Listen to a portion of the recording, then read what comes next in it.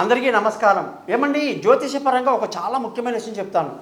తగాదాలు, కోర్టులు, అన్నదమ్ముల మధ్య గొడవలు, ఆస్తి విషయంలో విడిపోవటాలు, మనకి మహాభారతంలో ధృతరాష్ట్రుడు అలాగే పాండుపుత్రులు ఎలా వేరేపై కౌరవులు పాండవులు తమ యొక్క తండ్రుల యొక్క ఆస్తుల కోసం రాజ్య అధికారం కోసం ఎలాగైతే కొట్టుకున్నారో, మరి ఈ విధమైనటువంటి పరిస్థితి ఈరోజు కోర్టులో మనకు చాలా కనిపిస్తుంది.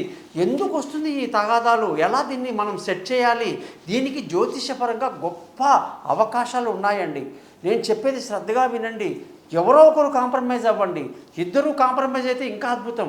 ఒకవేళ మీకు ఎవరైనా సరే ఈ కోర్టు చుట్టూ నాకు తెలిసిన వాళ్ళైతే నమ్ముతారో లేదో, చిన్న భూమి వివాదంలో 20 ఏళ్ళుగా తిరుగుతూనే ఉన్నారు.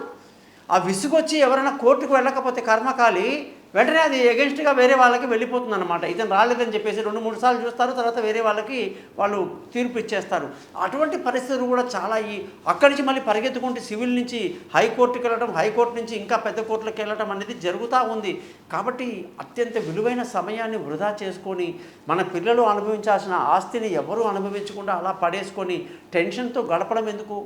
జ్యోతిషపరంగా అసలు ఈ కోర్టు వ్యవహారాలు ఎలా తేల్చాలంటే, ఎవరి పేరు మీద అయితే వివాదాలు ఉన్నాయో వాళ్ళ జాతకాలు పరిశీలన చేసి దానికి కారణమైనటువంటి గ్రహం మనకి కనిపిస్తుంది.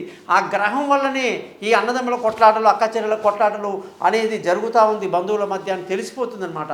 దానికి మనం కానీ పరిహారం చేసుకుంటే నమ్ముతారో లేదోనండి, ఈజీగా ప్రత్యర్థి వాళ్ళు కాంప్రమైజ్కి వచ్చిన సంఘటనలు నా యొక్క 36 ఏళ్ళ అనుభవంలో ఎన్నో చూశానన్నమాట. కాబట్టి కోర్టుకి ముఖ్యంగా కుజగ్రహం కానీ శనిగ్రహం కానీ కొన్ని గ్రహాలు ఉంటాయండి. ముఖ్యంగా రాహు మహాదశలో కొన్ని తగాదాలు అవుతూనే ఉంటాయన్నమాట. మరి దాన్ని గుర్తించాలి.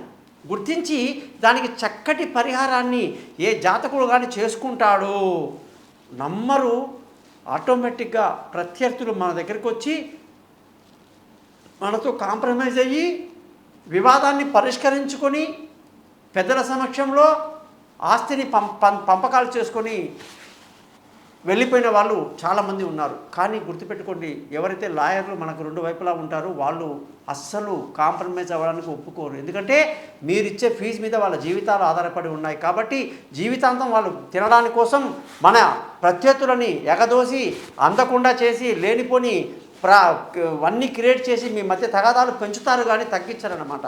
అందుకే నేను ఎంతోమంది లాయర్లను కలిసి, మీకెందుకయ్యా మధ్యలో వాళ్ళు కాంప్రమైజ్ అవుతున్నారు కదా, మీరు తప్పుకోండి పక్కకి అని చెప్పడం జరిగిందనమాట. ఆ విధంగా వాళ్ళు పక్కకి తప్పుకోవటం, అలాగే వాళ్ళకి ఇవ్వాల్సిన డబ్బుని వాళ్ళకి ఇచ్చేస్తే వాళ్ళు మనకు అన్ని పేపర్లు ఇచ్చేసి వెళ్ళిపోతారు. మనం కూర్చొని హాయిగా కాంప్రమైజ్ చేసుకుని వెళ్ళిపోవచ్చు అనమాట. సో జ్యోతిషపరంగా మీకు ఈ సలహాలు నేను ఇస్తాను కాబట్టి వెంటనే మీరు నన్ను సంప్రదించండి. మీ గోపాల్ అయ్యంగార్.